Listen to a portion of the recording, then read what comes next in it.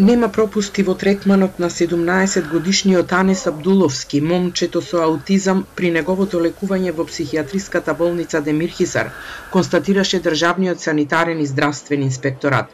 Од таму потврдија дека за време на неговиот престој тој бил фиксиран и врзуван, но не со синџири, туку со кожни и платнени фиксатори поради неговата изразена агресија, посебно кон женскиот дел од пациентите во установата. Од адолесцентното оделение бил префрлен на акутниот машки оддел во соба за фиксација на пациенти со насилничко однесување. Оние фиксатори се наменети исклучиво за пациенти кои што имаат насилничко однесување, кои што се агресивни, воопшто не станува збор за ланци или за никои други предмети кои што беа изнесени во јавност. Постојат кожни фиксатори, платнени фиксатори, дозволени се според упатство базирано врз медицина базирана на докази, и ги користат, како што кажав, исклучиво за пациенти кои што имаат агресивно однесување, односно насилничко однесување.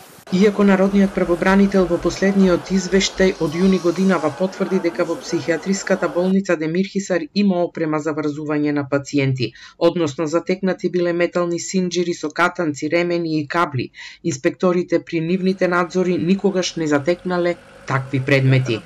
Од сите наши досегашни редовни надзори според годишниот план на ДСЗ, како и во вонредните инспекцијски надзори, не сме начекале, не сме виделе во психијатриските болници некои други предмети со кои би кажале дека тие пациенти се измачувани. Напротив, тоа е здравствена установа за згрижување на пациенти од овој тип.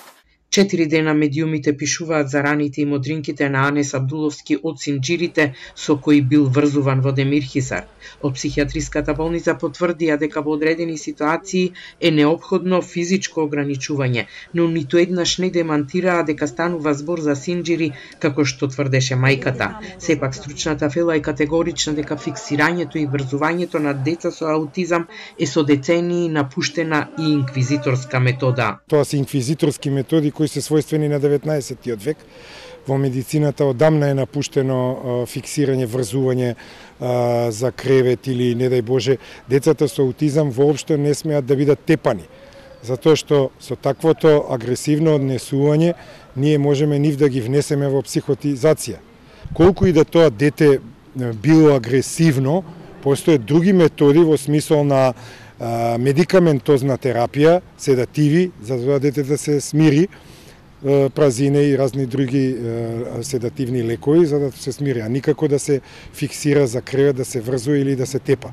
Пред да биде хоспитализиран во психијатриската болница Демир Хисар поради изразена агресија со која родителите не можеле да се справат, Анес бил лекуван на клиниката за психијатрија во Скопје, но не се јавил на контролниот преглед, велат од ДСЗИ. Иако психијатриска установа не е место за деца со аутизам, сепак останува нејасно зошто бил примен во болницата Демир Хисар, која ќе биде под строг надзор на Министерството за здравство, како што соопшти министерот Меджити при денешната средба со мајката на Анес Салка Абдуловска. Тој изрази жалење за ситуацијата и рече дека нема да дозволи несоодветен третман на пациентите.